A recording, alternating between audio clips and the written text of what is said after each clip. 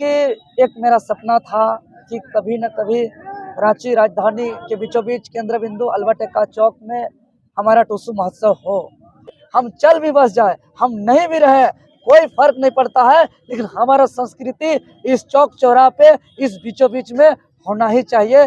हम लोग का झारखंड प्रदेश का सबसे प्रसिद्ध लोक संस्कृति टुसु महोत्सव का आयोजन हुआ। यह मेरा एक सपना था, कि टुसु का नाच एक न एक दिन राजधानी रांची के बीचों बीच करना है। और आज आप लोग के सहयोग से, आप लोग का अथक प्रयास से आज यह सपना पूरा हुआ। इसके लिए बहुत बहुत धन्यवाद देते हैं, आभार व्यक्त करते हैं। और हमें इस राजधानी रांची के बीचों बीच हृदय स्थली शहीद अल्बर्ट चौक में जो यह आयोजन हुआ, इसमें हमने देखा और ये खुशी हुई कि संथाल परिवार का देवघर से टुसु आया, गोड्डा से टुसु आया, पलामू प्रमंडल के गढ़वा और पलामू से भी टुसु आया, हमारा दक्षिणी छोटा नागपुर क्षेत्र से तो आया ही आया। जितने भी टुसु और कॉलेज के भी बहुत सारे विद्यार्थी लोग आए, सबको बहुत बहुत आभार और धन्यवाद। लेकिन आज आप लोग के बीच यह जो ऐतिहासिक टुसु मनाना संभव हुआ, मैं आप लोग से बताना चाहता हूँ कि आज राजधानी रांची के जो शहरीकरण हुआ है और हमारा टुसु कुछ जो लोग नहीं जानते हैं उन तक पहुँचाने के लिए हम लोग का राजधानी रांची में आज आयोजन किए। साथ ही साथ हम लोग को संस्कृति का संरक्षण के लिए, क्योंकि जो भी राजधानी में हमारे साथी लोग आ रहे हैं वो हमारे टुसु को कहीं न कहीं भूलते जा रहे हैं। तो अगर हम लोग इस टुसु को राजधानी रांची के बीचों बीच अगर नहीं आएंगे तो ऐसा आशंका था कि हमारा प्रसिद्ध लोक संस्कृति मिटने का भी आशंका था। इसलिए कहीं न कहीं यह अल्बर्ट चौक में यह टुसु आवश्यक था। आप लोग सभी टुसु का जो मनाने का हमारा तात्पर्य है, इसका जो विशेषता है आप लोग सभी जानते ही हैं। हमने कई मीडिया के चैनल के माध्यम से भी बता चुका है, फिर भी चंद शब्दों में मैं बताना चाहता हूँ, क्योंकि ये मेन रोड है। बहुत ऐसे लोग हैं जो भी नए लोग हैं टुसु को पहली बार सुन रहे हैं, इसलिए हम यही कहेंगे कि झारखंड का 12 माह से 13 पर्व में से यह टुसु पर्व अंतिम पर्व है और सबसे ज्यादा दिनों तक मनाए जाने वाला पर्व है।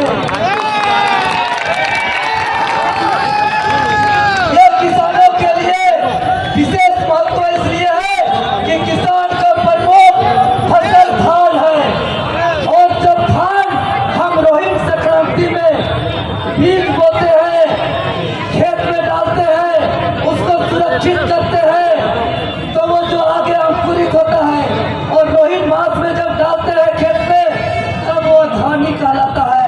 और वही धानी अंकुरित होता है, बड़ा होता है, और वो धान अंततः जब पकता है तो पकने के बाद पूरा सब खेत का धान को काटते हैं, तो हम लोग 3 बुदा 5 बुदा धान को हम लोग रहने देते हैं और बाकी सारे खेत के धान को हम लोग खलिहन लेके आते हैं। और वही धान जो अंतिम में जो 3 बुदा छोड़ के रखते हैं, जिसको खलिहन लाते हैं, जो पहले धानी था वो टीनी मनी हुआ, और वो खलिहन के सारे धान को जब हम लोग घर के अंदर लेके जाते हैं तो अंततः उस टीनी मनी को हम लोग पूरा ही पारंपरिक तरीके से पूजा पाठ करके, चौक पूर करके हम लोग उसको घर में स्थापित करते हैं, पूजा पाठ करते हैं नवविवाहित अविवाहित कन्या के माध्यम से।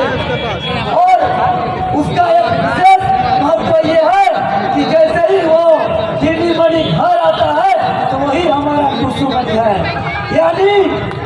यानी जो हम लोग रोहिणी मास में जो धान को हम बोए थे खेत में, जो धानी था खलियान आया तो वो टीनी मनी हुआ, वही टीनी मनी जब घर आया पूजा किए तो वो टूसू मनी हुआ।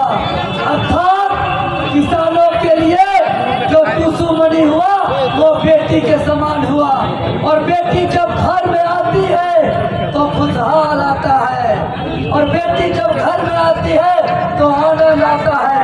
इसलिए हम लोग टूसू पर्व में तरह तरह का खपरा पिठा, गुड़ पिठा, गोरैया पिठा, तो मसला पिठा, छपरा पिठा, घर घर घर घर घर घर सब ये तो चार पार करते हैं। यह बेटी का आगमन का खुशी है, उसका खान पान है। और जब ये बेटी जब घर में आई तो बेटी को विदाई भी देना होता है, और जब बेटी का जब विदाई देते हैं, और आज जो लगभग 100 के आसपास आपने देखा वो टूसू मनी किसान का जो बेटी स्वरूप है उसको जो विदाई होता है। आजकल का बेटी के लिए तो मर्सिडीज कार आ गया, लेकिन पहले के बेटी के विदाई में पालकी आता था। तो उसी प्रकार टूसू मनी का विदाई के लिए वो पालकी है, वो वाहन है जिसको हम लोग चौड़ल कहते हैं। और यहाँ हम लोग मकर संक्रांति के दिन इसका विसर्जन करते हैं। तो आज हम लोग राजधानी रांची में जो हम लोग पारंपरिक तरीके से धान तो टूसू मनी को जो स्थापन किए हैं उसको मकर संक्रांति के दिन हम लोग विधिवत तरीके से उसका विसर्जन भी करने का काम करेंगे। जय झारखंड। प्रत्येक वर्ष 14 जनवरी को मकर संक्रांति होता है, लेकिन यह 2024 है और हम